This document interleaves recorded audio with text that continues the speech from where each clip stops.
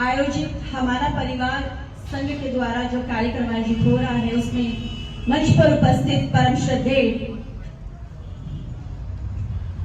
Doctor Surendra जी, Vijay ji, doctor Jayaprakash जी, बड़े भाई नरेंद्र बिंदल जी, बहन शिवांगी जी, पूनम जी, मोनिका जी, बड़े भाई विजय जी, मेरे समक्ष उपस्थित ऋतुराज जी, संजय जी, सुनील मित्तल जी, इस कार्यक्रम को जिन्होंने आज यहाँ पर आयोजित किया है, ऐसे हमारे भाई कुलदीप बस जी, शिबू पंडित जी, पवन सैनी जी, मेरी बहन जो समय समय पर महिलाओं के लिए इस क्षेत्र से आवाज उठाती हैं, ऐसी हेमलता जी, किसी का नाम छूट गया हो तो मैं क्षमा चाहूंगी।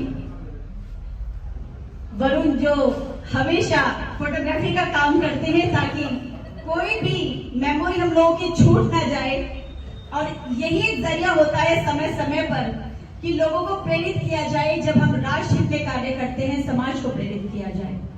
तो यहाँ पर उपस्थित मेरे समक्ष सभी गणमान्य मातृशक्ति प्यारे बच्चों, सर्वप्रथम मैं सभी बड़े बुजुर्गों के चरणों में बहुत बहुत वंदन, बहुत बहुत अभिनंदन करती हूँ। और मेरे सभी बच्चे यहाँ पर मौजूद हैं, सभी को बहुत स्नेही मातृशक्ति को बहुत नमन।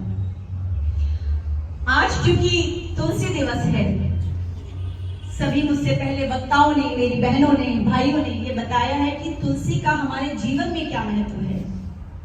तुलसी मात्र एक पौधा नहीं है, क्योंकि जब हमें अपने जीवन में मोक्ष का रास्ता चाहिए तो हम इस दुनिया से जाते हैं तो तुलसी का ही पत्ता होता है जो हमारी जीवा पर रखा जाता है। मोक्ष के द्वार खुलते हैं तुलसी के द्वारा, इसीलिए ही माता तुलसी को हम पूजते हैं। क्योंकि जब हम अपने आंगन में तुलसी का पौधा लगाते हैं तो हमारे घर में आने वाली कोई भी नकारात्मक ऊर्जा वो वही रुक जाती है। इसीलिए हम माता तुलसी को अपने घर के बाहर लगाते हैं कि कोई भी बुरी शक्ति हम पर प्रभाव ना डाल सके। सकारात्मक जो ऊर्जा ब्रह्मांड से प्रवाह हो रही है वो ऊर्जा सीधे तौर पर हमारे जीवन में आ सके। इसलिए माँ तुलसी को मैं नमन करती हूँ। तुलसी दिवस की सभी को बहुत बहुत बधाई, बहुत बहुत शुभकामनाएं देती हूँ। आज माँ भारती के दो रत्न, भारत रत्न परम श्रद्धेय अटल बिहारी वाजपेयी जी और परम श्रद्धेय मदन मोहन मालवीय जी की जयंती है। मैं दोनों महापुरुषों को शत शत नमन करती हूँ, अपनी श्रद्धा सुमन अर्पित करती हूँ। आज हम सभी लोग यहाँ पर उपस्थित हैं एक परिवार के रूप में। परिवार की परिभाषा इस भारत राष्ट्र से ज्यादा और कोई नहीं समझ सकता। पूरे विश्व में घूम लीजिए, बहुत देश मैंने भी घूमे हैं, आप में से बहुत लोगों ने घूमे होंगे, लेकिन जो स्नेह इस देश में है वो कहीं और देखने को नहीं मिलता। अगर मान लीजिए हम घर से बाहर निकलते हैं और हमें रिक्शा चाहिए, ऑटो चाहिए, तो हम कभी उसको ये नहीं कहते ए ऑटो वाले इधर आ, हम कहते हैं भैया जरा रुकिए। क्योंकि हमारे मन में जो स्नेह है उस व्यक्ति के प्रति वो रिश्तों में झलकता है, और हम अपनेपन का जो भाव हमारे मन में है वो हमारी जीभा तक आ जाता है। क्योंकि ये हमारे संस्कार है, ये हमारी सभ्यता है, ये हमारी संस्कृति है जो हमारी माताओं ने, क्योंकि माँ पहली गुरु है, तो माता ने जो संस्कार हम में भरे हैं ये वही है जो पूरे विश्व में हमें एकमात्र भारत राष्ट्र में देखने को मिलते हैं।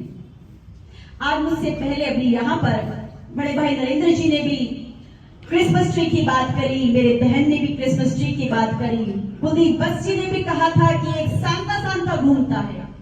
तो मैं ये कहना चाहूंगी कि हमारी जो संस्कृति है, जो सभ्यता है, वो आदिकाल से चली आ रही है। इसीलिए जो पौधों की पूजा, वृक्ष की पूजा, ये हम ही लोगों से तो सीखा है पूरे विश्व ने। क्योंकि आप किसी भी सभ्यता को देख लीजिए, चाहे वो मेसोपोटामियन सभ्यता हो, बेबीलोनियन सभ्यता हो, दुनिया भर की सभ्यता है, ऑटोमन एम्पायर, दुनिया भर के एम्पायर नष्ट हो गए, लेकिन एकमात्र विश्व भर में भारत ऐसा देश है जिसकी सभ्यता आदिकाल से चली आ रही है और आज भी जिंदा है। हम एक जीवित देश है, ऐसे देश है जिसकी सभ्यता जिंदा है। क्योंकि वो जिंदा इसलिए है कि हमारी जो पुरानी पीढ़ी ने अपनी पुरानी पीढ़ी से ग्रहण किया वो अपनी अगली पीढ़ी को देकर जाती है, और हम भी यही करते हैं कि हम अपनी अगली पीढ़ी को कुछ ना कुछ देकर जाएं। और वो देना क्या है? वो देना है संस्कार, वो देना है प्रकृति की रक्षा करना, वो देना है धर्म की रक्षा करना। क्योंकि हम धर्म की रक्षा करते हैं, हम प्रकृति रक्षा करती है। अगर आज हम प्रकृति की रक्षा नहीं करें, ये पेड़ पौधे नहीं लगाएं, तो हम लोग ऑक्सीजन लेवल जो कम होता जा रहा है, हमारा दम घुटने लगेगा और हम यहाँ सांस नहीं ले पाएंगे। इस पृथ्वी रूपी जो हमारा प्लैनेट है, जो पृथ्वी है, इस पर सांस लेना दूभर हो जाएगा, जीना दूभर हो जाएगा, जीवन नहीं होगा यहाँ पर। ये तभी संभव है जब हम अपनी प्रकृति की रक्षा करते हैं। और इसी तरह से जब हम अपने धर्म की रक्षा करते हैं, तो हमारा धर्म हमें रक्षा करता है, क्योंकि हम ये पढ़ते भी आए और हमें कहते हैं कि जो हमारा धर्म है वो हमें बचाए हुए पूरे विश्व में एक ऐसा देश, एक ऐसी भूमि, तपस्वियों की भूमि, ऋषियों की भूमि, मुनियों की भूमि, जहां पर हम कुछ ना कुछ ऐसा करते हैं। क्योंकि जब मुझसे लोग अक्सर पूछते हैं कि बहन जी, समाज के लिए काम करने से क्या होता है, समाज हमें क्या देता है, या राष्ट्र में हम अपना समय लगाएं, आप लोग जैसे लोग तो है ना, आप लगाओ। मैं क्यों प्रेरित करती हूँ लोगों को? सिर्फ इसलिए प्रेरित करती हूँ कि आप ये मत सोचिए कि हमें क्या देता है देश, आप ये सोचिए कि आप क्या देकर जाएंगे अपने बच्चों को, अगली पीढ़ी को। अगर हमसे पहले लोगों ने भी यही सोचा हो तो क्या आज हमें ये सब मिल सकता था? जितना ज्ञान का भंडार इस देश के अंदर है, पूरे विश्व में कहीं नहीं है। बस हमारे लोगों की एक छोटी सी ये कमी रह गई कि उन्होंने अंग्रेजों से पहले जितने भी पेटेंट्स थे, जितने भी हमारे यहाँ पर खोज थी, वो रजिस्टर नहीं कराई। क्योंकि नए जमाने में अगर हम आधुनिकता की तरफ देखते हैं, तो उन लोगों ने वो सभी चीजें रजिस्टर करवा ली अपने नाम से, जो हमारे देश की देन है। जानते हैं, चिकन पॉक्स का जो टीका था वो हमारे देश की देन है, जिसको अंग्रेज कहते हैं कि उन लोगों ने ये सब डिस्कवर किया, उन लोगों ने ये सब बनाया है। हमारे यहाँ बताया गया कि आप पस को अगर किसी व्यक्ति के शरीर में प्रवाहित करा देते हैं, उसके शरीर में प्रवेश करा देते हैं, तो चिकन पॉक्स उसको नहीं होता। ये हमारे देश ने सिखाया, ये हम लोगों ने सिखाया उन्हें। और आज वो इतने बड़े बन गए हैं कि वो कहते हैं कि भारत को तो कुछ ज्ञान नहीं है, जबकि भारत के पास ये सारा ज्ञान है।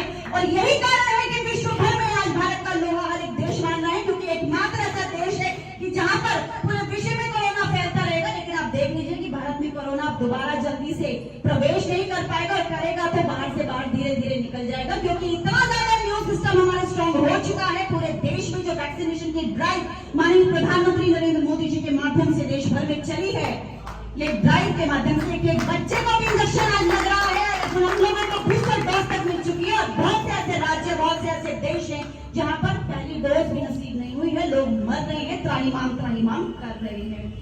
तो आज का ये जो युग चल रहा है, जिसमें हम अमृत काल में जी रहे हैं, जिसे हम कहते हैं कि आजादी का अमृत महोत्सव हम मना रहे हैं, तो इसे आप ये मत कहिए कि आजादी का अमृत महोत्सव मात्र 1 वर्ष के लिए था। क्योंकि आप सभी लोगों ने देखा, हमने अभी 75वां हमारा स्वतंत्रता दिवस मनाया है। इसका ये मतलब है, प्रधानमंत्री जी की इस बात को समझिए, इसमें कितनी गहराई है कि इस बात का ये मतलब है कि हमारा जो अमृत काल है वो अब शुरू हुआ है। क्योंकि अगले 25 वर्षों बाद जब हम आजादी का अपना 100वां शताब्दी वर्ष मना रहे होंगे, उस दिन हमारे देश के अंदर हम वापस से वही विरासत हासिल कर चुके होंगे जो हमारी खोई हुई हमारे देश की चीजें हैं। जैसे हमारी शिक्षा प्रणाली, जिसके अंदर आज कितने सारे बदलाव कर दिए गए हैं, क्योंकि हमारे देश के अंदर 38 से ज्यादा हायर एजुकेशन में बड़े जो सब्जेक्ट्स हैं वो पढ़ाए जाते थे। मैं आपको एक बात बताना चाहूंगी, अब से 200 वर्ष पूर्व अंग्रेजों के ही समय की बात बताती हूँ। एक विलियम मैडम नाम का व्यक्ति हमारे देश में भेजा गया अंग्रेजों के द्वारा। माफ कीजिए भाई साहब, बस 2 मिनट और लेंगे। उस व्यक्ति को जब अंग्रेजों ने कहा कि जरा भारत में साक्षरता देखकर आओ कितनी है, तो उसने अपनी रिपोर्ट जब वहां पर हाउस ऑफ कॉमन्स, जैसे हमारे लोकसभा होती है, ऐसे ब्रिटेन में हाउस ऑफ कॉमन्स है, वहां की आर्काइव्स में आज में आप देखेंगे तो जमा है वो सारे दस्तावेज। जब विलियम एडम्स की रिपोर्ट वहां पर सबमिट है, उसने ये बताया है कि भारत को मात देना नामुमकिन है, क्योंकि भारत एक ऐसा राष्ट्र है पूरे विश्व में जिसमें जो साक्षरता है, जो लिटरेसी रेट है वो 97% है। हमारे देश के अंदर उस समय पर 7,32,000 गुरुकुल थे। तो आप सोचिए कितना बड़ा हमारा देश के अंदर कितना ज्यादा साक्षर रहा होगा ये देश, कितने सब्जेक्ट्स रहे होंगे कि जो हमारे देश के अंदर इतने गुरुकुल थे। आज आपको गुरुकुल की अगर बात करते हैं तो लोग सोचते हैं अच्छा वो तो फिर वेदों का ज्ञान होगा। ऐसा नहीं है। वेदों के ज्ञान के साथ साथ उस समय पर मैनेजमेंट पढ़ाया जाता था, डॉक्टरेट पढ़ाई जाती थी, मेडिसिन पढ़ाई जाती थी, उस समय पर वहां पर इंजीनियरिंग पढ़ाई जाती थी। उस समय पर हमारे देश के अंदर इतना कुछ पढ़ाया जाता था कि आज एस्ट्रोफिजिक्स के लिए हमारे देश के बच्चे यूएसए की तरफ मुंह करते हैं, लेकिन वो हमारे देश में पढ़ाया जाता था। आप जो कुतुब मीनार देखते हैं ना, और ये आप लोगों को भ्रम है कि कुतुब मीनार तो ये किसी मुगल ने बनाए हैं। कुतुब मीनार हमारे देश के अंदर, दिल्ली के अंदर मेहरौली में बनाया गया था, वो उस समय बनाया गया था ताकि हम तारों की गणना कर सके, क्योंकि हमारे देश ने ही नक्षत्रों की संख्या दी है पूरे विश्व को। जो दूसरे देश है ना, वो तो ये कहा करते थे कि धरती तो चपटी है। ये भारत ने बताया, पुरातन काल से हमारे यहाँ वेदों में लिखा है कि धरती गोल है। तो ये जितनी सूर्य की पृथ्वी की दूरी हो या कोई भी इस तरह की गणना हो, ये सब भारत ने तो बहुत पहले कर ली थी, जो विश्व आज कर रहा है। तो इस बारीकी को समझिए, अपने बच्चों को अपनी संस्कृति से जोड़े रखिए। और मुझे लगता है कि जो हमारा परिवार है, जो ये संस्था है, जो ये एक दूसरे को जोड़ने की हमारी आज बात है, वो यही बात है ताकि हम एक दूसरे को समझें, हमारे विचारों का आदान प्रदान हो, ज्यादा से ज्यादा हम लोग संगठित हो, हमारी संस्कृति के बारे में चर्चा करें, ताकि हमारी अगली पीढ़ी इन बातों को सुने और अपने जहन में बिठाए और खुद पर गर्व महसूस करे कि हम उस मिट्टी के बने हैं, हम उस माँ भारती के लाल हैं कि जिसका विश्व में सबसे ऊंचा माथा है।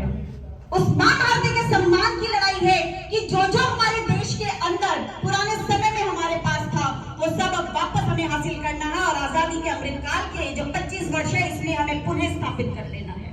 तो आज हम सभी यहाँ पर हमारे श्रद्धेय सुरेंद्र जी को सुनने के लिए यहाँ पर आए हैं। उनका उद्बोधन हम सुनेंगे और जो भी आज वो हमें यहाँ बताकर जाएंगे उसे अपने जीवन में जरूर ग्रहण करें। ये आग्रह आप सभी के चरण कमलों में मैं करना चाहूंगी। इसे अपने जीवन में अपनाएं, क्योंकि जब जब अपने जीवन में वो सभी बातें अपनाते हैं जो हमसे हमारे बड़े बुजुर्ग तपस्वी मुनि, ये भी तपस्वी समझिए आपके बीच में।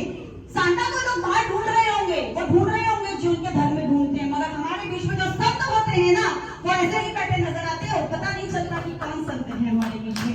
उनका आशीर्वाद मिल जाता है, जीवन सफल हो जाता है। बस उनके मुखारबिंद से निकली हुई एक एक बात को ध्यान से ग्रहण कीजिए, क्योंकि बहुत मुश्किल से हमें ऐसे लोगों के दर्शन होते हैं, बहुत मुश्किल से हम ऐसे लोगों का साथ मिलता है, उनके सानिध्य में हम अपने जीवन के कुछ लम्हे गुजार पाते हैं। हो सकता है हमारे जीवन कब किसके आशीर्वाद से सफल हो जाए, हमें भी नहीं पता। आप सभी लोगों ने इतना प्रेम पूर्वक मुझे सुना, सभी के मैं हृदय से बहुत बहुत आभारी हूँ, बहुत बहुत धन्यवाद, आभार व्यक्त करती हूँ। क्योंकि बच्चे का एक बार फिर से बहुत धन्यवाद, शिवू जी ने मुझे यहाँ पर आमंत्रित किया था कि मैं अपने विचारों का यहाँ पर आदान प्रदान, आप लोगों के विचार ग्रहण कर सकूं, अपने जीवन को सकारात्मक ऊर्जा के साथ ऐसे ही आगे लेकर जाऊं। इन शब्दों के साथ अपनी वाणी को विराम देते हुए सभी को बहुत बहुत धन्यवाद। जय हिंद, जय भारत। जोरदार तालियां आदरणीय रूबी जी के लिए, जिन्होंने इतने अच्छे आज विचार